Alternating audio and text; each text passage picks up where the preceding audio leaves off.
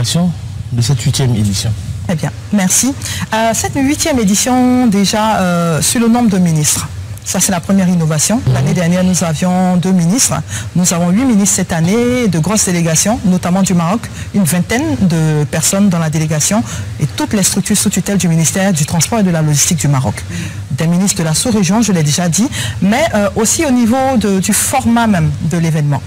Alors, au niveau des activités, nous avons la matinale dédiée à l'électromobilité. Nous avons un drive-in, donc les gens viendront, le public viendra essayer les véhicules électriques, tester, poser des questions, tester les bornes de rechargement de ces véhicules électriques-là, poser toutes les questions. Quelle est la relation entre le Togo et le Maroc? Je peux vous dire tout de suite que la relation entre le Togo et le Maroc est au beau-fils. Ah oui? Très bonne, oui, une très bonne relation. Très bonne relation, que ce soit sur le plan diplomatique, politique, ou coopération militaire, ou comme on appelle, scientifique et culturelle. Il y a une très bonne relation entre le Togo et le Maroc. Aujourd'hui, nous sommes dans une situation géopolitique, géostratégique, existentielle, et qui n'a pas suivi ces dernières années, ces derniers mois, que c'est avec le Maroc, en tout cas, que les États envisagent, sur proposition de cette initiative stratégique du roi du Maroc, de l'accès des pays du Sahel, des pays de l'AES, le Niger, le Burkina Faso, le Mali et d'autres pays, l'accès à la mer. Vous savez qu'on a voulu nous étrangler un moment. Par procuration, bien sûr, certains Africains ont été utilisés pour faire cela. Mais on a vu récemment les voyages de nos ministres au Maroc pour une réunion stratégique. Nous avons besoin d'une sortie sur la mer. Quand on connaît bien Sa Majesté le roi Mohamed VI, c'est un homme de vision qui jusque-là a du mal à déployer totalement ce qu'il a dans son arsenal avec sa composition avec les autres pays. Et donc, cette nouvelle donne va peut-être servir de canal ou de créneau pour permettre la mise en place de cette large vision-là qui va consolider les forces du Maroc et bien évidemment avec le concours des autres et en faire une nouvelle puissance. La chance est que si aujourd'hui nous avons une puissance entre guillemets, parce que de toutes les façons nous constatons que le Maroc est une puissance émergente qui puisse également peser plus lourd dans la balance en ce qui concerne en tout cas les offres et les propositions qui seraient donc faites à ces pays-là serait une bonne chose parce que nous savons que c'est un pays africain tout de moins. Parce que ce qui est reproché aujourd'hui par nos pays africains, c'est que nous voulons changer des puissances occidentales par d'autres puissances également. Or nous savons également que ce sont des questions d'intérêt. On préférerait plutôt avoir une puissance plutôt africaine et nous savons que les intérêts de nos pays africains sont préservés. C'est en cela que je dis aujourd'hui, cela a une grandeur d'esprit au-delà de ce que nous observons.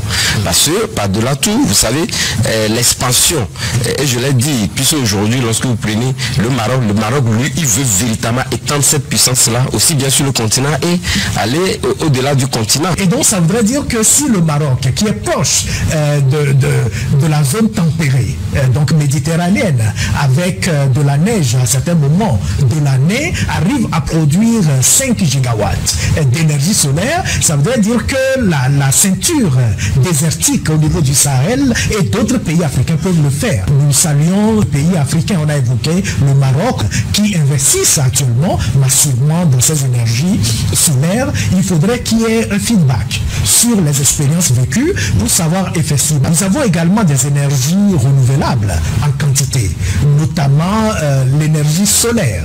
Le Maroc seul a investi pour la production d'à peu près 5 gigawatts d'énergie. C'est-à-dire que 5 gigawatts... Pour sa centrale solaire de Ouarzazate. Exactement. Le Maroc exporte beaucoup de produits vers le Togo, comme par exemple les engrais, les fertilisants, les produits d'électroménager,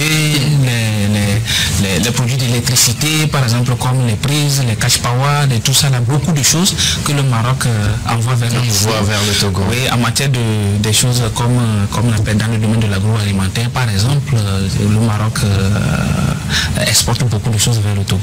Élisée ? Madame Bamba, doit-on comprendre que tout ce que vous venez de citer sont des recommandations du FISAT où sont les impacts du FISAT sur ces décisions-là? Si tel n'est pas le cas, quel est l'impact ou quels sont les impacts du FISAT qui a sa 8e édition sur le développement du transport en Côte d'Ivoire de façon générale et de la sous-région de façon spécifique? C'est très important. Merci beaucoup, Élisée. Et justement, est-ce que vous avez une plateforme de discussion, de rencontre, de vos propositions avec le ministère du Transport? Il faut dire que le FISAT a eu lieu déjà en Côte d'Ivoire à plusieurs reprises, mais nous avons eu une grosse édition à Rabat au Maroc, sous le haut patronage de Sa Majesté le Roi et la présence effective du Premier ministre marocain. Voilà, donc en fait il faut dire que nous avons ce soutien institutionnel fort en Afrique de façon générale et en Côte d'Ivoire de façon particulière, qui fait que nos propositions qui font l'objet de rapports chaque année de façon systématique et qui sont reversées au niveau des commissions régionales et des différents ministères ont cette... Nous pouvons des leviers de déficit, des décisions quand même. Voilà, mais nous ne pouvons pas avoir, ayons quand même l'humilité, même si c'est pas très ivoirien, ayons quand même l'humilité de dire que nous sommes une force de proposition. Force d'influence également. Vous savez que le Maroc a une bonne plateforme, comme on appelle, en matière de la santé. Donc, plusieurs personnes vont souvent se soigner au Maroc. Et quel est le rôle que joue concrètement cette mission diplomatique qui est sur le terrain? C'est une mission diplomatique très très importante pour le Togo. D'autant plus que le Maroc est devenu à un moment donné un centre d'affaires entre l'Afrique et les pays du Moyen-Orient ou de l'Europe. Le Maroc est devenu un centre d'affaires très très important.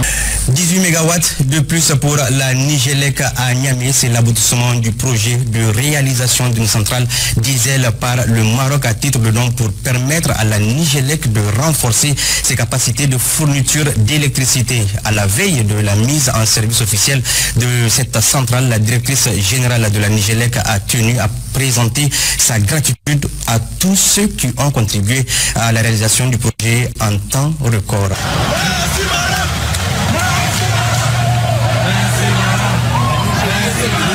Nigélec voit ses capacités renforcées avec l'injection récemment d'environ 18 MW dans son réseau électrique à Niamey grâce à l'aboutissement du projet d'installation de la centrale diesel par l'Office national de l'eau et de l'électricité ONE du Maroc.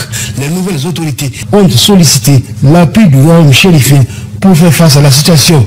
C'est ainsi que le Maroc va satisfaire la requête du Niger. Et mieux, ce pays ami et frère va réagir avec promptitude et réaliser la centrale composée de 9 groupes de 2,5 MW. I must commend Morocco for this. Really done well, giving Niger the opportunity to enjoy good supply of electricity. You can imagine. This is huge. This is very commendable. This is what we call being your brother's keeper. They've done well. They've done well. They've done well. And not just that, they also accompanied it with technicians to come and fix them to ensure that they start working. This is good. This is good. This is good. This is good. This is what you want to be seeing, like this brotherly love. When one is crying, another comes up, stretches out hand of love and care. That is what you want, coming out for each other.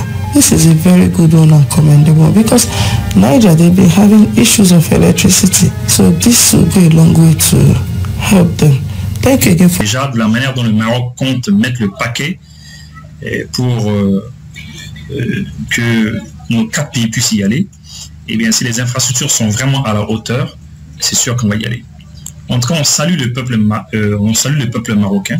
On salue le Maroc. La Nigélec et les autorités du Niger portent une mention spéciale à l'endroit de l'ambassadeur du Royaume du Maroc, ainsi que les techniciens qui ont pris la peine de venir nous accompagner dans cette démarche.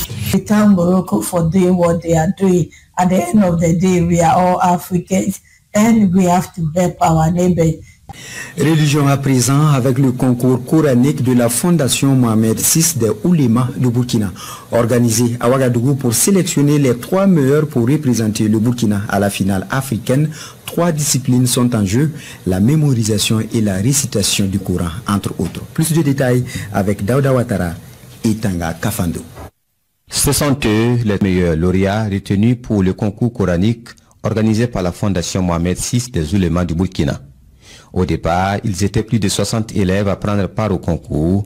Ils ont été soumis à 3 disciplines différentes, à savoir la mémorisation du Coran, la récitation du Coran et la psalmodie du Coran. Ce genre de concours va permettre à gagner, à améliorer encore la lecture et la moitié du Coran dans le Burkina. Les candidats retenus vont représenter le Burkina Faso au Maroc pour la finale.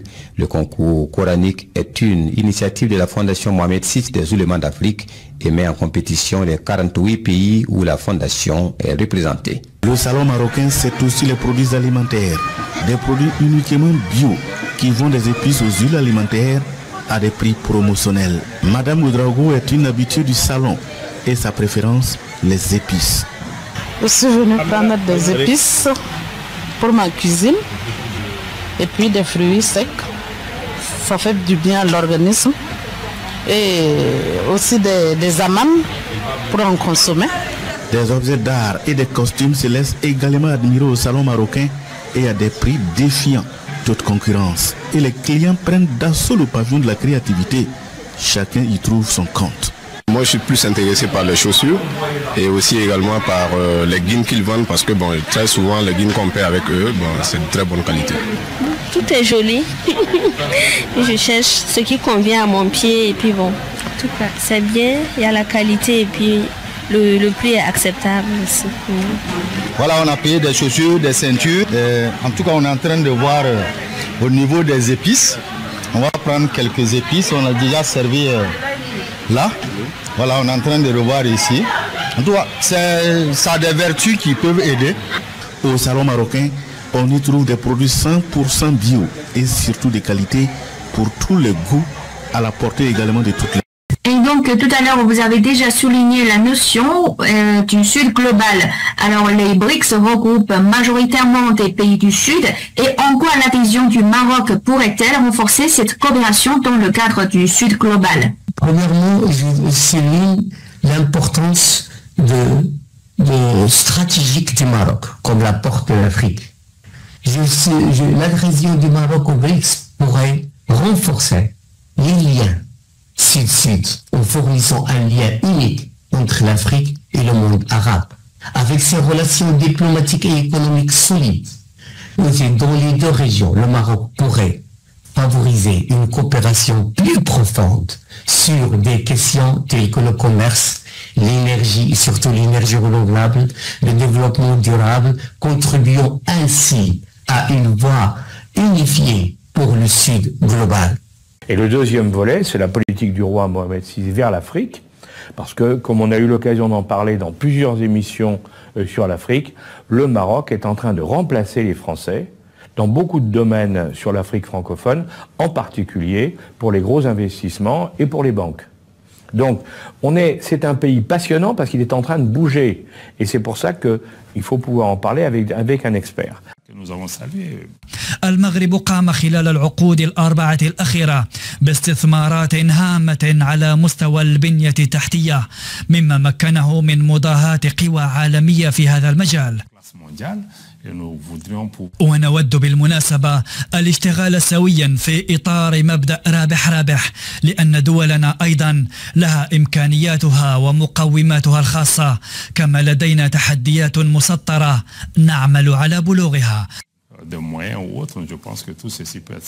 وبالتالي لدينا رؤية مشتركة ومصالح متبادلة في إطار تنظيمات قائمة كما هو الشأن بالنسبة لتحالف دول الساحل. لذلك فهذه المبادرة تتناغم مع انشغالاتنا. Alors pourquoi est-ce que l'Algérie aime déstabiliser ses voisins comme ça? À un moment donné, il faut qu'elle soit claire avec ses voisins. En tout cas, de toute manière, nous on salue le Maroc pour ce geste-là. Puis on verra bien maintenant, si les infrastructures sont vraiment à la hauteur, eh bien c'est sûr que nos peuples iront là-bas.